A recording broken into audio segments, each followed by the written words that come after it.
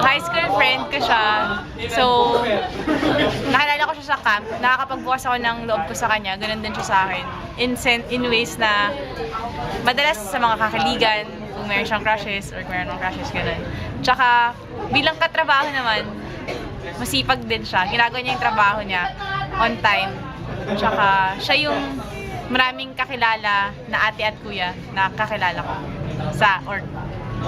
Si Kyra kasi, as in, sandali ko pa lang siya nakakilala. Pero for some reason, I feel comfortable with her.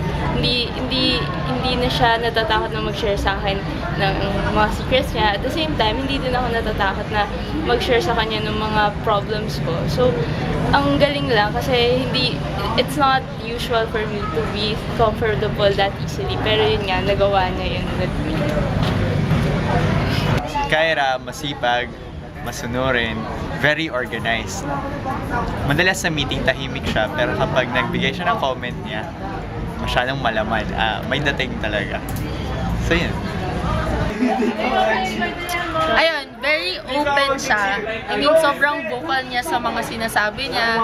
Tapos, at the same time, pag kunwari, you'll try to spill things with her.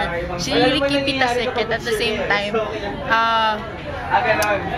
Yun, parang sasabihin niya lang sa'yo, sige, okay lang yan, kaya mo yan, ganyan. So, ano rin siya, mahilig din siya magbigay ng encouragement. At alam mo ba na ayaw niya talaga maging music major.